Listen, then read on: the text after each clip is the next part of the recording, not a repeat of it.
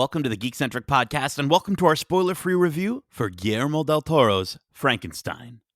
I am obscene, but to me, I simply am.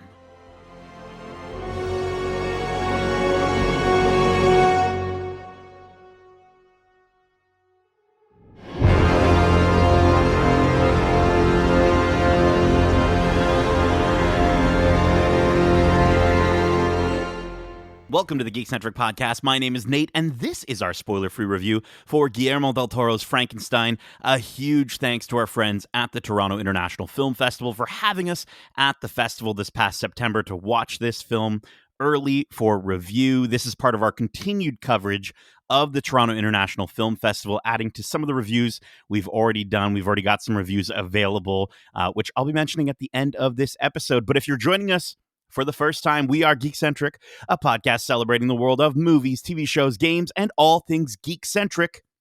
Today, I'm joined on this hallowed eve by someone so maniacal, he's either my creation, my creator, or both.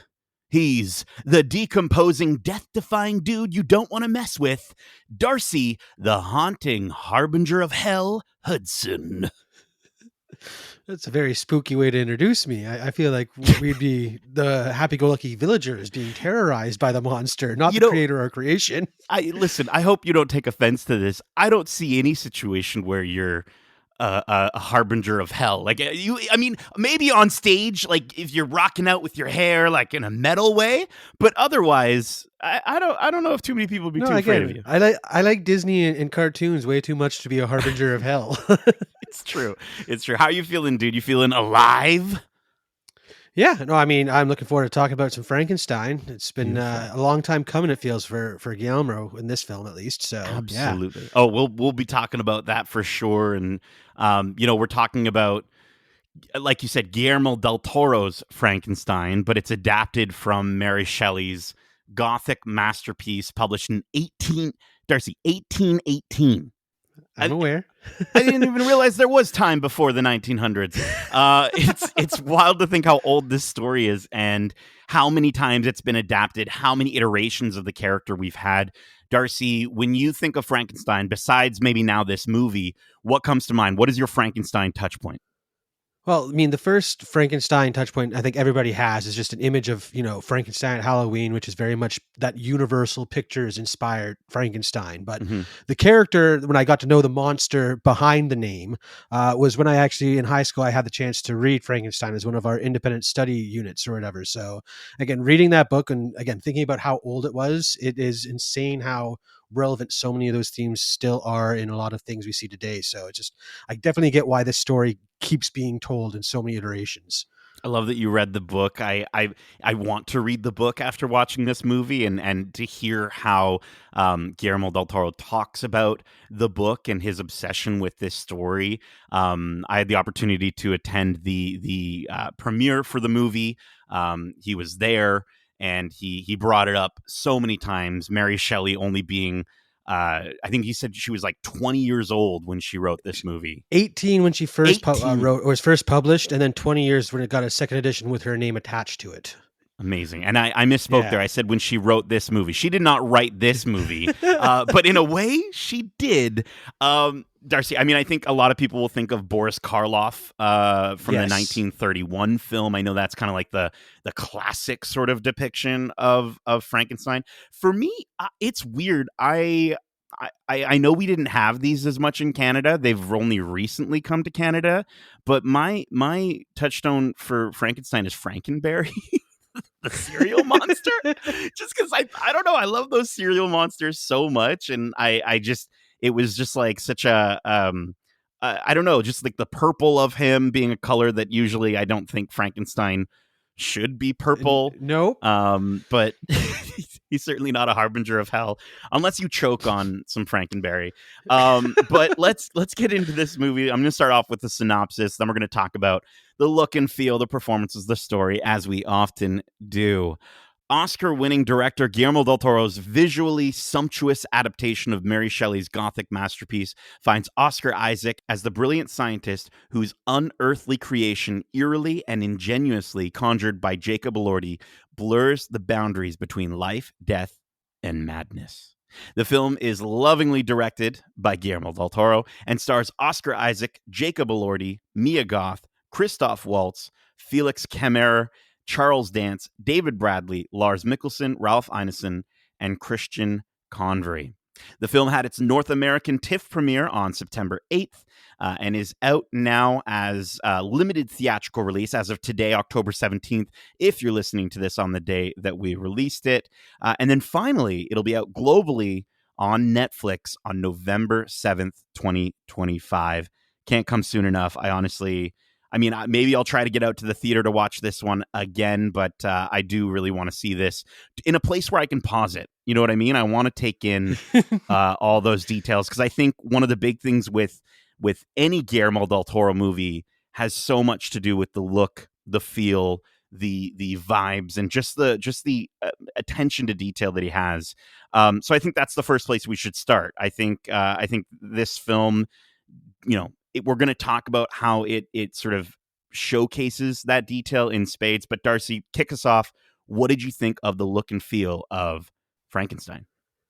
I mean, you said it before. Guillermo del Toro's best thing he can do is create a tone and stay in that tone for the entire story that you're telling. And this one, again, being the story he's always wanted to tell, he nails the idea of this Victorian era, horror monster masterpiece. Like, it's such a cool way of setting or telling the story with the technology of today, to look back into the past like this through this, sci-fi tinted lenses, as you will. And it's, again, the set design, the world landscaping, the world building he's doing in this movie is incredible. Every wide landscape shot, he said, I want to pause and just take it in to see what detail he's packed into the world around these characters. It's so good. Yeah, I think it's a way that I don't think people will necessarily expect so many elements of this. I think they think of Frankenstein, they kind of have an idea of what to expect, and I think this does stay true to those elements, but in such a grandiose way. I love the practical effects, but also surrounded by this sort of hyper surrealist cinematography and almost dreamlike environments where the sets feel very real, the indoor sequences feel very real, but when you're outside and when he starts to showcase some of the larger world outside of the castle, we start to sort of see this almost dreamlike element brought to the world that doesn't look as real. It does look a little green screeny, if you will, or blue screeny, and I'm sure some of that was used. I know a lot of practical effects were used in I think this was shot in Scotland and then in a studio in Toronto, but I love how that dream element sort of adds to the almost madness, the dreamlike story of Victor. Yes, and I think, again, the way that they're telling the story, the way that it is like a memory of the two characters, it adds to the idea that it is, some of this might be more fantastical than it actually happened, just because the way they're building it up in their memory. But again, like that, nailing that dream otherworldly presence despite it being set on Earth is just such a cool way to, again, explore this neo-Gothic story piece that we're getting now. It's so cool. It's funny, yeah, even just you saying set on Earth, I'm like, yeah, it is. But then I didn't think of that at any point in time during this movie. I think the lighting is so well done. I love how it's like when we're indoors, it's warm and candlelit, right? And then when we're outside, it's ice cold. And obviously there are Stark parts and of this, white. Oh yeah, right? There's parts of this movie that do feel cold, but I love how they even pay attention with the lighting from the windows being overexposed, so that you're wholly focused on the characters in front of you in this sort of dimly lit warm lighting. And Guillermo del Toro talked about in the Q&A that he said he describes the meticulous attention to detail with set design. He worked with Tamara Deverell on the set design and the production design. And he said he describes it not as eye candy, but as eye protein, in the sense that every detail on the screen feeds the story in some way. And you see that he talks about the way that the windows are shaped like circles. The mirrors are all circular to represent a coin, as Victor and his creation are two sides of the same coin. And I love that. I love that in the costume design. I think Kate Hawley does the costume design in this movie, or led the costume design in this movie. And there's so many little details. The idea that Guillermo brought up in the Q&A as well, like red represents the color of the mother, and you'll see red used in so many moments, and especially in the character of Elizabeth with Mia Goth's costumes, which I could not get enough of these costumes. Like Darcy, touch point for me with these costumes was bringing me back to Queen Amidala levels of just sort of like seeing it on screen and going, wow, like that is unbelievable, and so like foreign and weird, but also so inviting at the same time. I can't get over it. Yeah, it was taking that idea of like that high Victorian fashion and just like really leaning into that the eerie sides of it, where it just starts to look, the alien to Earth or whatever, the way that it's designed and the over exaggeration of certain things. But yeah, again, the colors and everything was popping in this movie. They needed to pop. It was popping for a reason, and you were drawn to it. Like he knew how to guide your eye around the screen through the use of color, or just again the imagery being repeated and stuff like that with the circles. It's just you subconsciously pick up on all this stuff, and as you're going through, it's like it's meaty. Like I said, it's protein. It's a meaty feast for the eyes, and I loved it. I want to talk about the meatiness as well. I think there's an element of Frankenstein that is again, because of characters like Frankenberry might have sort of been and Scooby-Doo, and just sort of the cartoonification of the character. Yes. Right. I think there's elements that maybe people aren't thinking of as much, and the concept of this, I'll call it twisted whimsy, right? This sort of mix of imagination, of creation and wonder, and gore and body horror, and elements of you I found myself getting excited with Victor along with him at the premise of creating life, but then you're swiftly reminded where those body parts come from. You see Victor, he treats like a hanging or a body-filled battlefield after war like a farmer's market filled with fresh produce, and it's unnerving. But you're also like, you want to watch him assemble this human puzzle, and it's gross, but also very interesting.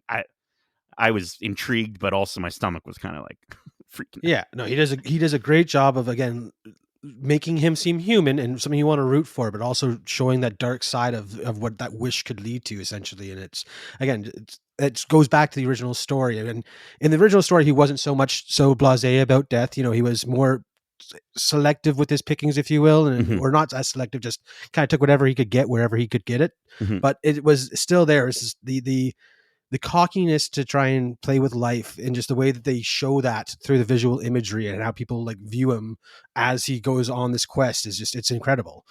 Absolutely. I want to bring up the score. I think part of the look and feel of this movie, how it makes us feel, has a lot to do with Alexandre Desplat's excellent score in this movie. There's this mix of gothic harpsichord, and then at times it felt almost like carnival music as well. Again, like that idea of this sort of whimsical element that feels both inviting and uncomfortable at the same time. And I think the score really helps to emphasize that. There's strings that they get loud when they need to, and then they get soft and sympathetic when you're maybe focusing on the tragic parts of the story.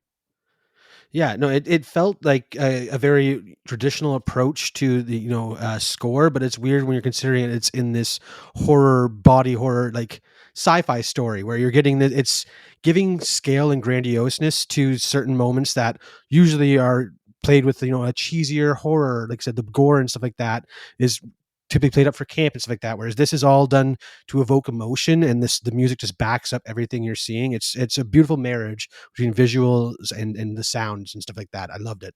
Yeah, and I think a big element to the visuals we have to talk about is the creature himself. I think Mike Hill and the entire prosthetics team deserve all the flowers. Apparently, Darcy, this was a 10-hour makeup process every single time to get Jacob into over 42 prosthetics.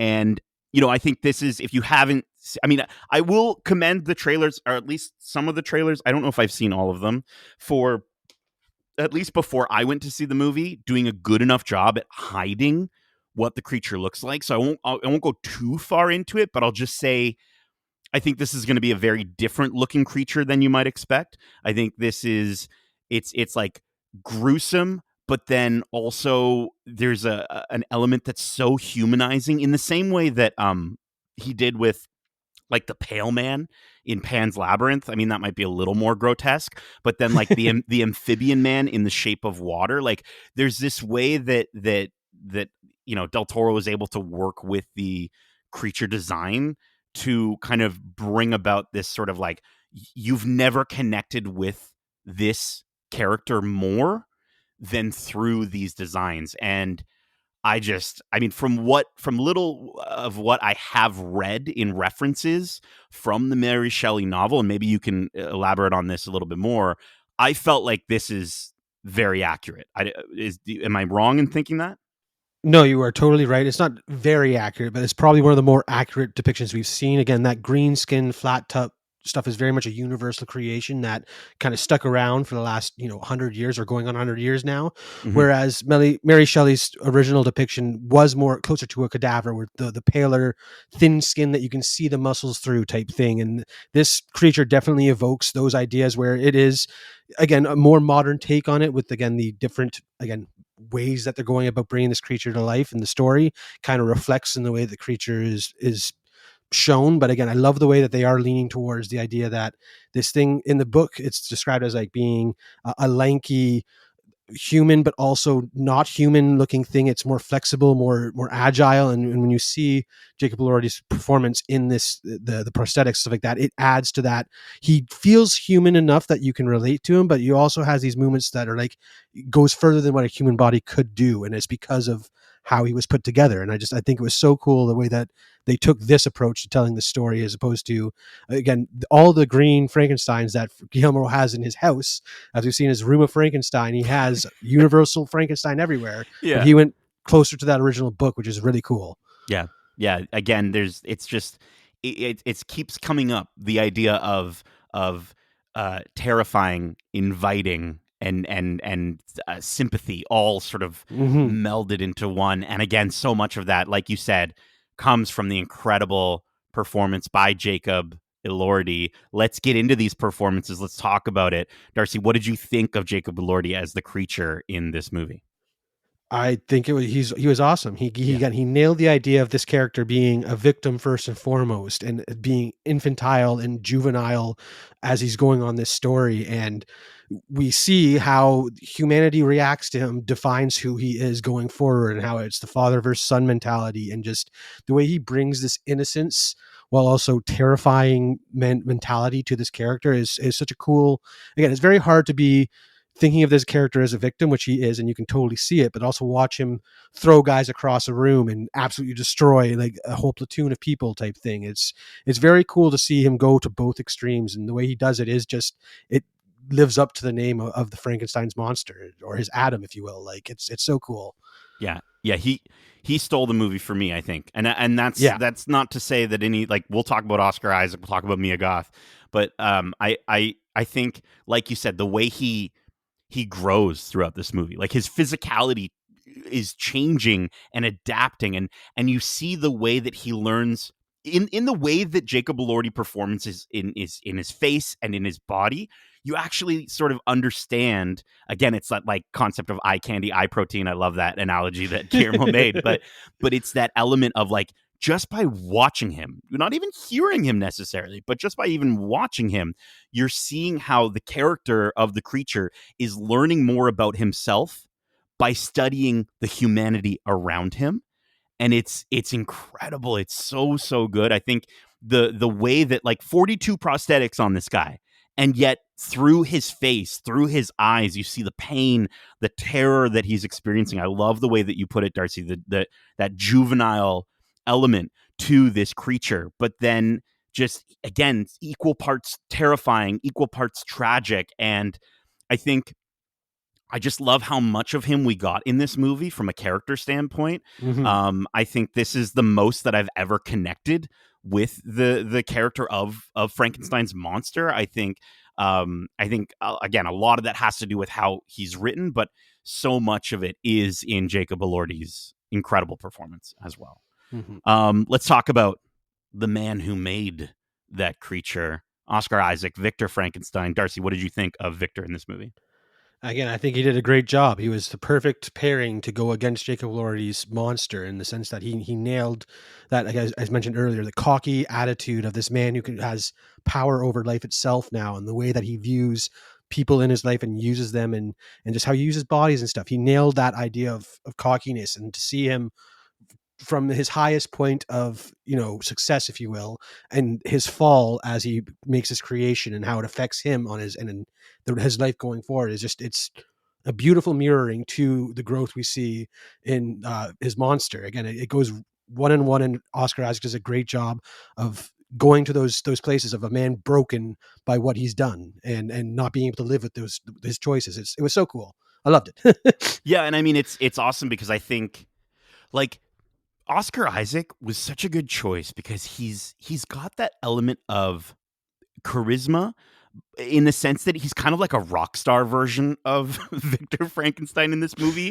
There's moments in his physicality, like in some of these sequences, where he's getting excited, he's getting giddy, he's almost dancing across the stage and the screen, and he has these movements earlier in the film that you just kind of sort of, you want to be part of that group with this guy. But then at the same time, he portrays the character, and the character is written so well in a way that he's driving, because of his drive to have his sort of singular focus. He is kind of like, I think Mia Goth described his performance as an island. He's unreachable in certain ways in this movie, and he does that to himself. He does that to himself when he means to, and he does it to himself when he doesn't mean to, from a character standpoint. And I think Oscar did such a good job of portraying that. I love the way that this character, he accidentally forces himself to become a father, and then falls right into the traps and actions that he hated about his own father. And I absolutely adored that. I think Oscar was just such a phenomenal choice for this role, and I'm so happy he's in this movie, and he got to play this character. I mentioned Mia Goth. She's the costumes are incredible, but in the costumes, I think she is entirely bewitching and odd. And I've seen Mia Goth now in a few interviews, and she was at the Q&A, and she does kind of have a very, you can tell she's very passionate, but she's also just a very different way of looking at what she does and at her craft. And you can see how she's fighting in this performance to reach Victor Frankenstein. Like I said, as Oscar sort of performs him very in a distant way. So I felt like in that way, that prevented us naturally, even to the story side of things, of getting a lot of Elizabeth in this movie. I think I was so entranced by her that I would have loved to have had more of her in this movie. I couldn't get enough. But that said, for the moments that we do get her on screen, I think she adds so much, and she was absolutely fantastic. Yeah, for sure. She definitely nailed the idea of this, outcast in Victorian era, not sure of where she fits in, and then finding almost a commonplace person amongst this monster and their creator.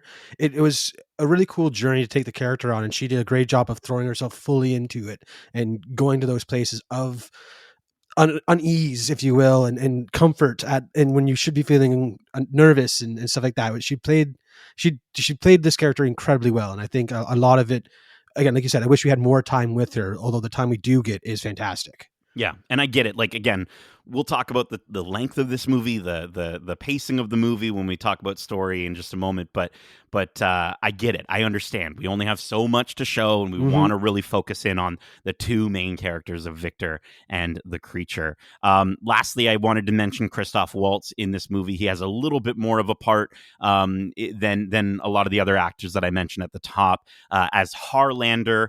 I will say I was I was whelmed by Christoph Waltz in this movie. I was wondering what your thoughts are before I continue.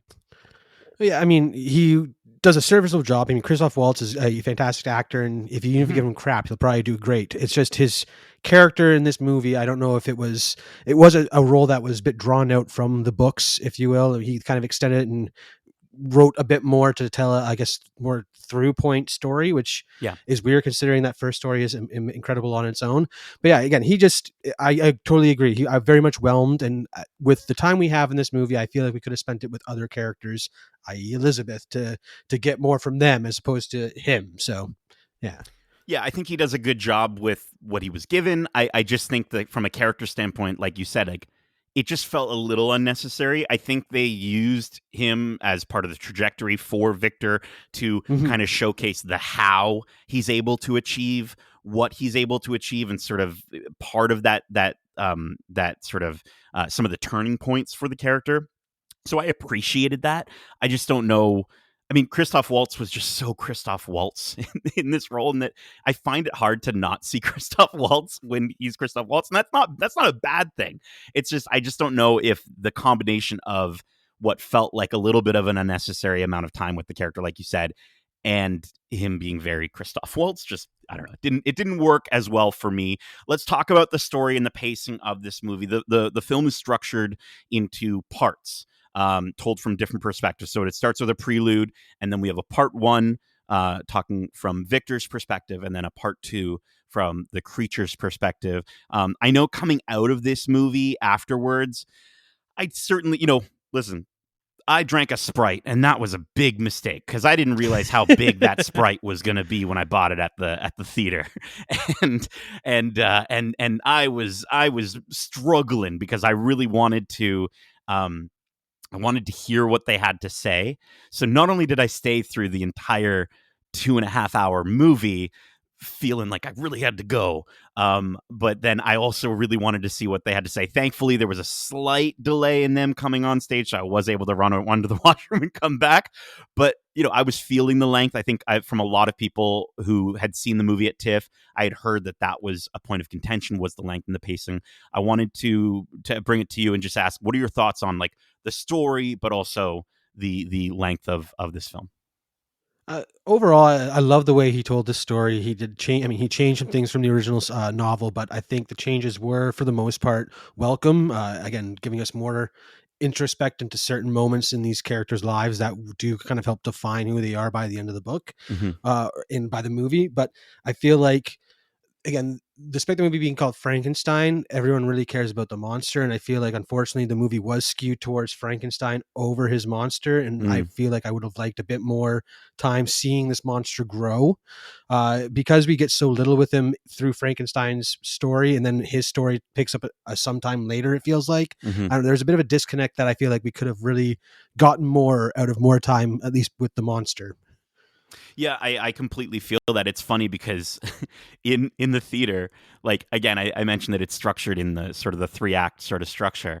When we got to the third act, the one of the people like a couple seats away from me, she literally like sat up and started clapping. Like she was so stoked to get to the creature's perspective, and you could tell that was something that the audience desperately wanted by that point in the movie, and I did too. And I think I think that is an element there from a pacing standpoint. I also will say, this movie, as we've been mentioning, Guillermo del Toro talked about the fact that he's been wanting to make this movie for most of his life, and I think the runtime being 2.5 hours, it will feel a little bit long. But I would urge you, while you're watching it, while you're taking in all these incredible visual details like we talked about, give Guillermo just a little bit of slack for overindulging a little bit, because he is so passionate about this story. And I think, I enjoyed the later half of this movie more than the earlier half, despite how good Oscar Isaac's performance is as Victor. Like you said, I was just so much more interested to hear from the creature's perspective, that I think it's funny because from a pacing standpoint, it slows down at that point. But also it's just like I sat up. You know what I mean? Like normally you'd think like, oh, it's getting slower and slower, and I'm just going to lean further back into my chair. The woman next to me fell asleep, and I was a little upset by that because that could have been you next to me, Hey, Darcy, and not Ti- this rando. Tiff is long. It's a long day, man. I don't blame Fair, her. If fair, that but could have been her also, fifth or sixth movie, man. yeah, but it's the North American premiere. You sit up, it's fine. Anyways, but no, I found myself sitting up in that moment, and I think to your point, I would have liked a little bit more of that, but I loved what we got from it, Hmm. and again, you can also tell that he's wanted to make this movie because I think some people have also commented on how this feels repetitive for some of his Yes, films. that was going to be the next thing I brought Yeah. up. Is as much as again, you can give him forgive him for the overindulgence and stuff like that because he was wanted to make this movie so long. It's found his way. Like, parts of this story and this movie have found its way into all his other works. And if you've seen some of these motifs and themes explored before through his films, you're going to see them done the way he's always wanted to. And I think that's the cool way. A cool thing about this movie is that all those other movies he was making paying homage to this, and this is the true story he wanted to tell. So while it is repetitive, it's cool to think about in that light where this is kind of like his dream come true. And now going forward, maybe there won't be any as much Frankenstein themes throughout his other films going forward. But I don't know, I think it was, again, I totally get the repetitiveness, but if you can look at it through the idea of someone like living their dream finally, it's really cool. Yeah, he did actually mention that, like, because it was asked of him, like, what is next, right? Now that you've gotten to kind of do your magnum opus of Hmm. Frankenstein, like you mentioned, like Shape of Water, right? Pinocchio. These are Oh yeah. Frankenstein stories, and it's just also kind of funny too with Even his the Hellboy story, like even his yep, Hellboy story is very Frankenstein coded. So, absolutely, and I think like it's so funny too with like just in the general populace of how much, like you said, Mary Shelley was ahead of her time. Like I'm just thinking like the amount that like Tron Ares didn't do the best job of it, but it has a Frankenstein element to it. I think of hmm. Alien Earth even with Frankenstein elements, and I understand that's more. There's a lot of Peter Pan as well, but definitely some Frankenstein's monster and sort of the Hmm. some of the plights and but I think I think if you can look past that repetition, you'll probably find that you'll enjoy the movie a little bit more. But as I was saying, sorry, he did mention that he's done with this story, and his next thing is going to be an animated thing, which is dope. He's Ooh, going to go back to stop mo, and he's doing a exciting. stop motion movie based on The Buried Giant, which is a fantasy novel by Kazuo Ishiguro. Which I have no idea what any of that's about, but it sounds intriguing. And then he has another project that he's working on with Oscar Isaac, which is awesome. So I'm excited to see all that stuff.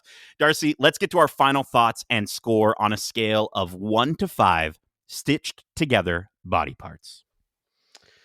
Yeah, I mean, again, I think it's pretty obvious that from look and feel and the characters, we love this story and or this movie. It's where the story and pacing, this movie been suffer a bit, but just the fact that we're getting this story almost 200 years after its inception, or over 200 years after its inception, being told in this new way is so exciting and so cool. And the idea that stories can live on for so long and be retold so many times and we still won't get tired of them if it's done right. I mean, Disney don't take this to make remakes of everything 5 years after they come out, but I think this movie stands on its own because it's going to introduce a lot of new audiences to the idea of Frankenstein as the victim and not just this faceless or this big scary monster that Universal made him out to be and Halloween has perpetuated. This is a continuation of the true story where he is the victim, and it is an idea of father and son and how you can avoid trying to repeat the sins of the past and how sometimes that's inevitable that you go down that route. And again, to me, the pacing and story is where it suffers, but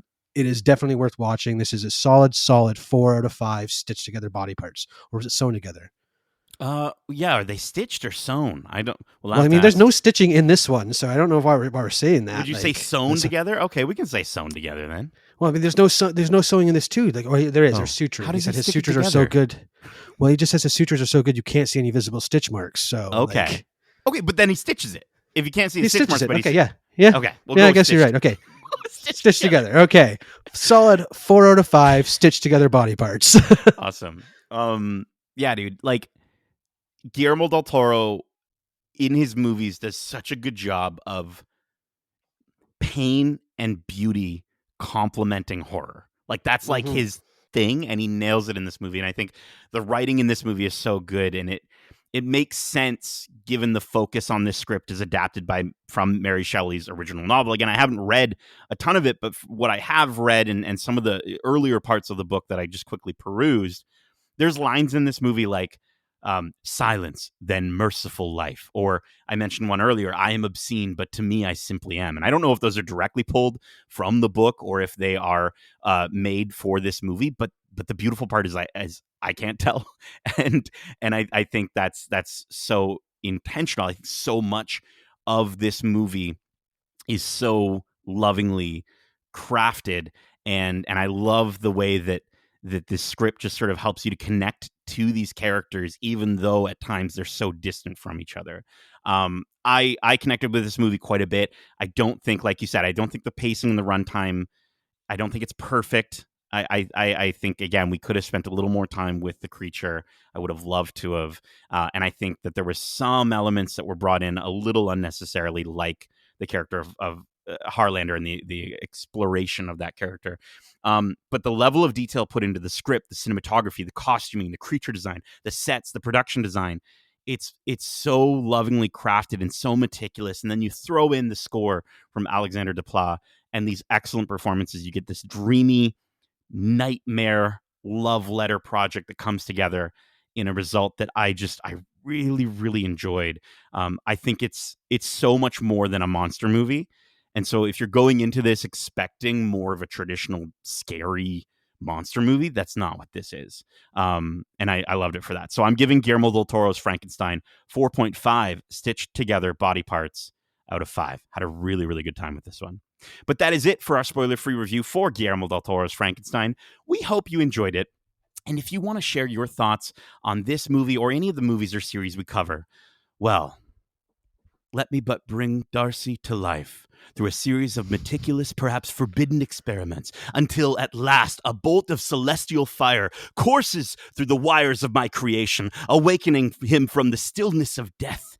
Then shall he rise to utter for the first time those beautiful thoughts that once existed only within the confines of my tormented mind, thoughts that have long haunted me every waking hour, thoughts he shall now finally speak to you on how you can reach us. Well, if you want to reach us, you can reach us at wearegeekcentric@gmail.com. That's wearegeekcentric@gmail.com. Or if that's too much like waking from the dead, like I just did apparently, I didn't even notice I died. You can reach us on Instagram at wearegeekcentric, or over on X at geekcentricyt, or on the TikToks, or wherever, you'll find us out there somewhere. You'll find us out there. Darcy, I love the idea that like the first time the creature speaks, well, let me just... You can reach us at this, yeah. Fantastic. Keep in mind, we also have a ton of other great episodes covering the latest in movies and TV shows, including our recent recap of the Toronto International Film Festival, where we share our thoughts on our first ever experience at TIFF. That episode is out now, as well as our recent spoiler-free reviews for the latest series and movies. We've got some of our TIFF reviews that I mentioned earlier. We have our review for The Smashing Machine out now, our TIFF review for Nirvana, the band, the show, the movie, as well as a few more TIFF reviews coming very soon. We also have our spoiler-free reviews for Peacemaker Season 2, Tron Ares, Marvel Animations, Marvel Zombies, Gen V Season 2, and Only Murders in the Building Season 5. We also have our spoiler-filled review out now for Peacemaker Season 2, where we get into full spoiler thoughts on this season and where we think we're going to see Chris and the 11th Street Kids next. Plus, we've got some great interviews to check out, like our most recent interview with Marvel Zombies showrunner Brian Andrews and executive producer and head of Marvel Television and Animation, Brad Winderbaum. We had the chance to talk to them about Marvel Zombies, Blade Knight being one of the coolest Marvel characters introduced in animation, or just in general. And we got to learn about some what-if storylines that never came to be, but might in the future. You can catch that interview and all of our interviews either here on your podcast service of choice or over on YouTube at youtube.com/geekcentric. Now, we're getting cozy. Darcy, I'm cozy. I'm comfy. Are you comfy? I mean, I'm good. It's my favorite time of year. You were too comfy. You were saying you were too comfy before we started this recording. You fell asleep. Yes, I've been busy doing some stuff during the week that was unrelated to the season. I will say that much. That's fair. That's fair. But listen, as the weather gets a little bit colder in this geeky fall, fear not, we're here to warm you up like a reanimated cadaver with some upcoming series, like our thoughts on our coverage on series like Stranger Things season 5. We got coverage for movies like Predator, Badlands, Zootopia 2, and Avatar: Fire and Water, all happening at some point this year. Plus, again, even more reviews, like I mentioned, for movies that we saw at TIFF 50. So stay tuned and be sure to subscribe so you can join us on all that Geekcentric goodness. Darcy, thank you so much for this creation of an episode. And as we say, love ya. Laters.